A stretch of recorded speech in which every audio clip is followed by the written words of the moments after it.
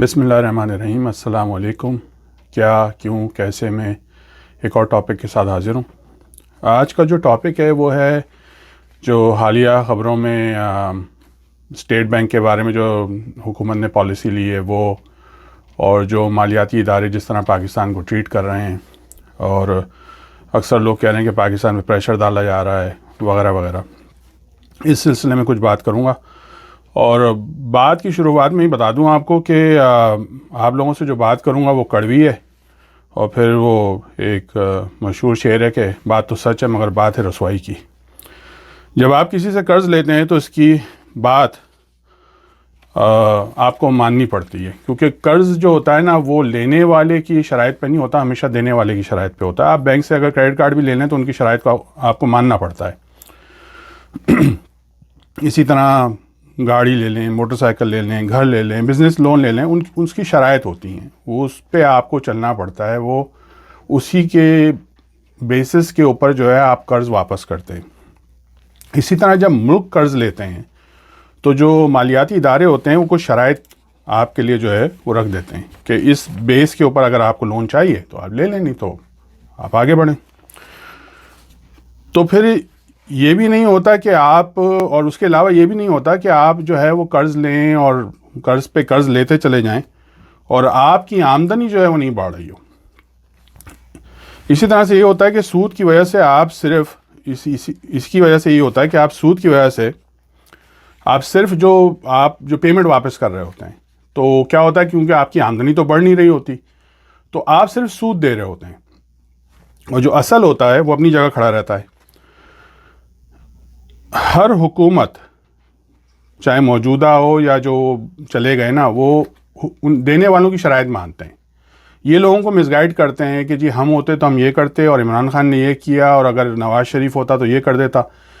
ये सब पब्लिक को जो है वो चक्करबाजी वाली बातें होती हैं। हर गवर्नमेंट जो है वो शराइत मानती है, चाहे IMF हो, वर्ल्ड बैंक हो, एशियन डेवलपमेंट बैंक हो, जिससे भी आप कर्ज़ लेते हैं वो आप उनकी शराइत मानते हैं, और शराइत चेंज होती रहती हैं।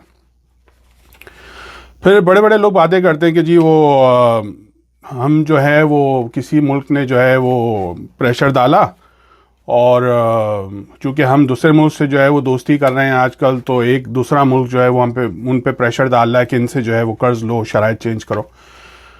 For the sake of argument अगर एक लम्हे के लिए मैं बात मान लेता हूँ कि चलें ठीक है, आप भी मान लें, अगर ये बात मान ली जाए तो मुझे कोई ये बता दे कि अगर आप किसी से 1 लाख रुपए कर्ज़ लें और आप उससे तय कर लें कि जी मैं 1000 रुपये आपको हर महीने किस्त की सूरत में दूंगा, फिर आप 1 महीने बाद उससे जो है 1 लाख रुपए और कर्ज़ ले लें, अब आप जो है उसको 2000 रुपये हर महीने दे रहे हैं।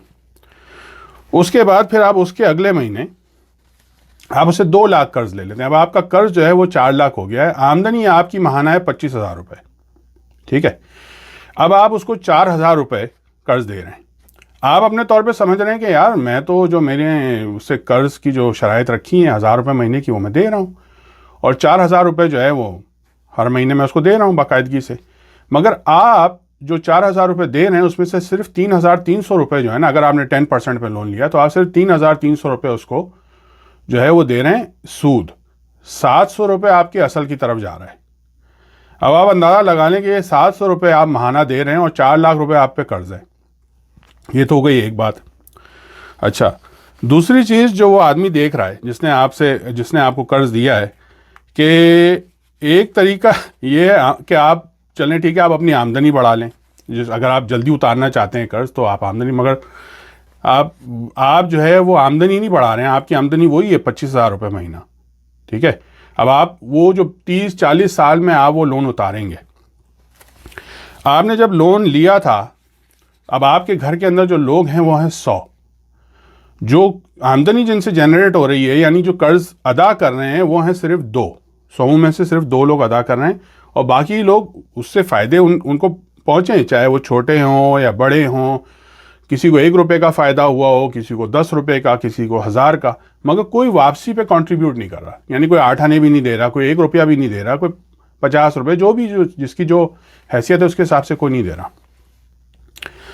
तो जो देने वाला है वो ये देख रहा है कि जो बाकी जो 100 लोग हैं ये छोटा मोटा काम करते हैं मगर कंट्रीब्यूट क्यों कोई नहीं करता।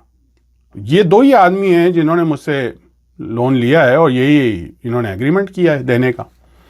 तो ये वापस तो कर नहीं रहे हैं, मतलब उस हिसाब से कि ये लोन जो है जल्दी, क्योंकि ज़ाहिर है वो भी एक बिज़नेस कर रहा है। उसने आपको अल्लाह वास्ते तो लोन दिया नहीं है, उसने भी एक बिज़नेस किया है, तो उसको ज़ाहिर है अपनी एक सिक्योरिटी भी चाहिए। तो अब वो क्या कर रहा है कि वो कहता है कि भाई ये आपने लोन तो ले लिया है और लोन आपने ऊपर और चढ़ा लिया, आप अपनी आमदनी क्यों नहीं बढ़ाते। तो अब जब वो आमदनी बढ़ाने के लिए लोगों की तरफ देखता है तो उसको कुछ ऐसा सच नज़र नहीं आता। तो फिर वो ये सोचता है कि यार, क्योंकि ज़ाहिर एक फ्रस्ट्रेशन होती है, कहता है यार ये मेरा कोई दुश्मन है ना, ये बंदा तो सही था जिसने मुझे लोन दिया था, ये अचानक पता नहीं कि उसने तकाजा करना शुरू कर दिया, ये मेरे किसी दुश्मन ने इसके कान भरे हैं या किसी ने इसको उठाया है या किसी ने मेरे ख़िलाफ़ वर्गलाया है। तो मुख्तलिफ बातें उसके जहन में आना शुरू हो जाती हैं। यही पाकिस्तान के साथ होता है और लोग बातें करते हैं जी इसने किया उसने किया, हम असल बात नहीं डिस्कस करते जो कि हकीकत है कि आप लोन पे लोन चढ़ा रहे हैं, आमदनी आपकी नहीं बढ़ रही। मैं आपसे एक वाक़या पर्सनली शेयर करूंगा तो आपके समझ में सारा वो आ जाएगा माजरा, क्योंकि हमारी एक थिंकिंग है पाकिस्तानियों की। मैं जब 1990 में अमेरिका आया तो रिसेशन का दौर था, यानी नौकरियां जिसके पास थीं वो थीं, बाकी हालात बहुत टाइट चल रहे थे। और ज़ाहिर एक नया इमिग्रेंट जो होता है उसको वैसे भी कोई दफ्तर की जॉब तो देता नहीं है, अगर छोटी मोटी जॉबें ही मिलती हैं। तो हमें भी एक रेस्टोरेंट में जॉब मिल गई। तो मैंने वो आए हुए अभी महीना ही हुआ था, मैंने एक छोटा सा किराए पर अपार्टमेंट ले लिया, बहुत ही छोटा सा था। तो अब ज़ाहिर उसका एडवांस और उसका 1 महीने का किराया मुझे देना था। तो मेरे वालिद साहब के एक दोस्त थे, उनसे मैंने कांटेक्ट किया तो उन्होंने जो है मुझे उधार में 1 महीने का किराया और एडवांस जो है वो जमा करवा दिया। तो पैसे जब उन्होंने दिए तो उन्होंने कहा मियाँ ये पैसे तो अब साल में भी शायद तुम लौटा ना पाओ। तो अक्सर लोग जब कर्ज़ लेते हैं तो वो फोकस्ड होते हैं अपनी ज़रूरियात पूरी करने के लिए, वो उस तरफ नहीं सोच रहे होते उस वक्त कि ये मैं ले तो रहा हूँ, मैं वापस किस तरह करूँगा, क्योंकि आपके सर पे एक मुसीबत होती है।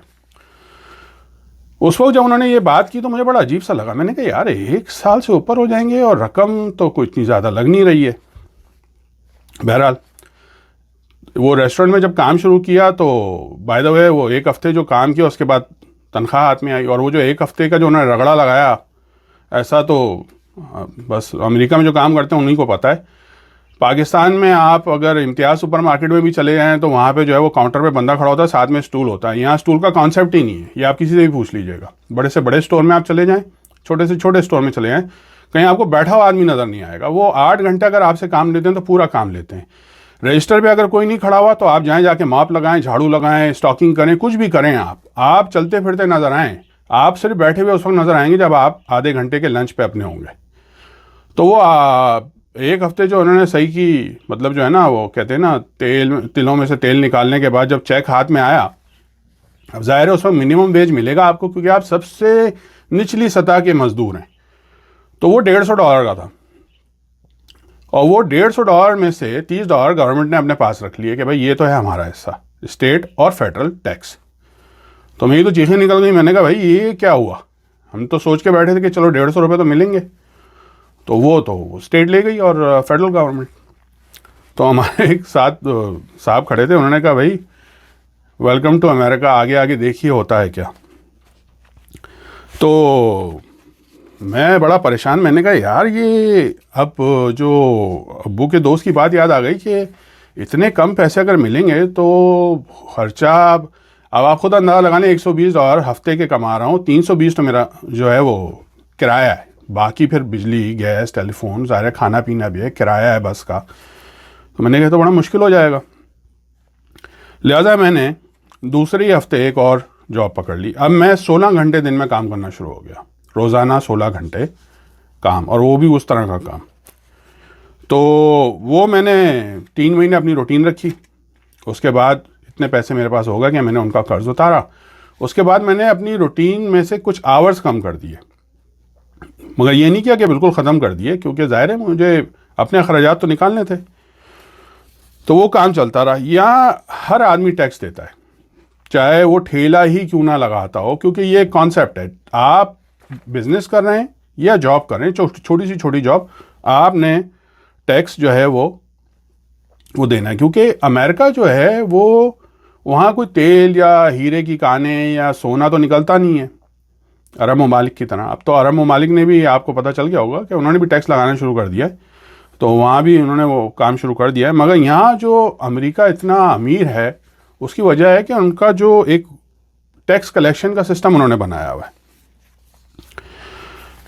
एक आदमी, यानी उस वक्त मैं अपनी बात बता रहा हूँ आपको, कि मैं घर का किराया, जो टेलीफोन का बिल देता था उसमें टैक्स, उसमें लिखा हुआ होता नीचे आप टैक्स दे रहे हैं, फिर जो बिजली का बिल होता उसमें टैक्स, गैस का बिल उसमें टैक्स। मैंने बाद में आगे चल के एक गाड़ी ले ली छोटी सी, तो वो पेट्रोल भराता था, उसमें भी मैं टैक्स देता था। फिर कार का इंश्योरेंस तो करा रहे हैं, उसकी पेमेंट में भी टैक्स कट रहा है। फिर कार के सिटी का एक टोकन लगता है या स्टिकर कह लें आप उसको, वो हर साल रिन्यू होता है, वो टैक्स।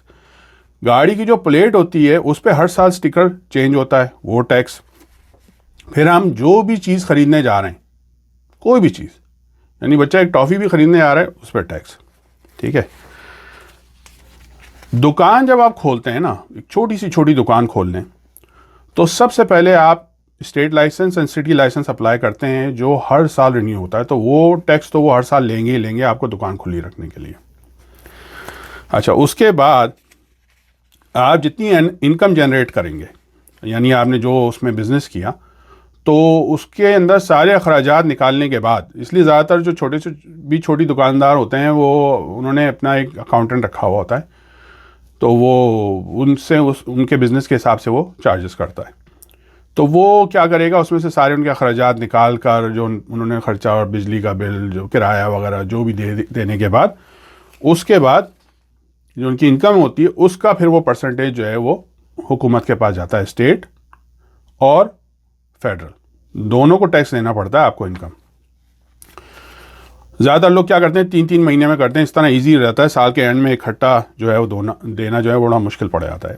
इसी में आपका जो है फिर वो सोशल सिक्योरिटी भी कटता है जो आगे, और अनएम्प्लॉयमेंट टैक्स जो आगे चल के फिर जब आप ओल्ड एज में जाते हैं तो गवर्नमेंट आपको देती है, वो अपने पल्ले से नहीं देती, वही होता है जो आपने दिया होता है, और जितना आप देते हैं उसके हिसाब से आपको मिलता है। वो अलग बात है कि कोई डिसेबल हो जाए तो वो फिर एक हुकूमत के ऊपर ज़ाहिर है वो बर्डन पड़ जाता है, और फिर वो आपको मेडिकल देते हैं, और अगर जॉब आपकी चली जाए तो उसमें फिर आपको अनएम्प्लॉयमेंट भी मिलता है। लोग मिसगाइड करते हैं कि जी वहाँ पे सब कुछ मिलता है, वो मिलता उस सूरत में जब आप देते हैं, जब आप देंगे तो मिलेगा ना, अपने पल्ले से कोई थोड़ी दे सकता है आपको। पाकिस्तान में जो हमारी इकॉनमी का जो सबसे बड़ा हिस्सा जो लोग चला रहे हैं ना, वो हैं दुकानदार, छोटे बिजनेसमैन हैं, छोटे ठेला लगाने वाला, कोई किसी की दुकान है, और उनमें से ज़्यादातर लोग, यानी मैं कहता हूँ मोर देन, कहते हैं ना मेजॉरिटी जो है आपकी, वो टैक्स ही नहीं देती, वो टैक्स नहीं देती, ना वो टैक्स उसके अंदर है। अब जब तक आप आमदनी अपनी नहीं बढ़ाएंगे तो ये आप अपने कर्जे कैसे उतारेंगे, मुल्क कैसे तरक्की करेगा। और अगर आप देने को तैयार नहीं है, कुछ करने को तैयार नहीं, तो फिर आप किस हैसियत से कर्ज देने वाले से बराबरी के बुनियाद पे बात कर सकते हैं, आंखों में आंखें डाल के। उसको तो पता है आप कंगले, कुछ है तो सही नहीं आपके पास, लेते आते हैं, बातें बड़ी बड़ी हैं आपकी। तो ये लोग कहते हैं कि यहाँ लोगों का ख्याल रखा जाता है, वो इसलिए रखा जाता है कि लोग यहाँ टैक्स देते हैं तो हुकूमत जो है वो अमीर है, हुकूमत ताकतवर है और वो देती है। ये काम जो है ना टैक्स कलेक्शन का, ये आसान नहीं है, ये तो मैं कह दूँ आपको। इस काम में चीखें निकलती हैं, जिस तरह हमारे हाथ में जब पैसे आए तो हमारी भी चीखें निकली थी, क्योंकि ज़ाहिर हमें तो ये कॉन्सेप्ट ही नहीं था ना कि देना भी होता है। और फिर चीखें निकलती गई, आप आदी हो गए। अब पता है कि भाई लेने से पहले पता होता है कि यार लोग, ख़वातीन जो सब्ज़ी ले रही होती हैं वो दिमाग में अपने चला रही होती हैं, मैंने ये चीज़ें डाली हैं और ये चीज़ें जो हैं इतनी हो गई हैं, तो इतना तो मैंने 100 रुपये का तो मैंने सामान लिया और ये मुझसे $110 चार्ज करेगा जब काउंटर में मैं जाऊँगी। अब ये किस तरह पॉसिबल है? ये है कड़वी गोली, और ये आवाम को खानी पड़ेगी।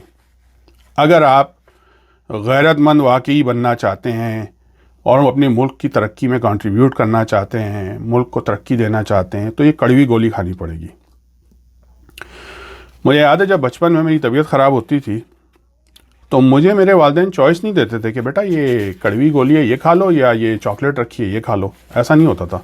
बल्कि वो ये कहते थे कि बेटा अभी खा लो या बाद में खा लो, खानी तो है आपने, आपके पास चॉइस नहीं है, ठीक है। और वो इसलिए करते थे कि उनको पता था कि भाई ये इसके लिए बहुत ज़रूरी है, ये इसको खानी है तो ये ठीक होगा। फिर जो खाने वाला है उसकी भी समझ में बात आ जाती थी कि ये गोली खानी है और बार बार खानी है, मैं इसको डॉज नहीं कर सकता, ठीक है।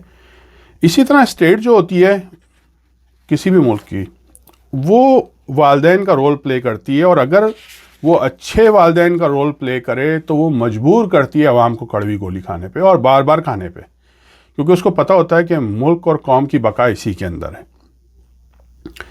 और अगर आप जो दूसरे वालदैन होते हैं कि भाई ठीक है चलो ये है वो है मसला है, वो उसको ड्रैग करते हैं, वो ड्रैग आप करते रहेंगे, बीमारी ड्रैग होती रहेगी, बच्चा नहीं ठीक होगा।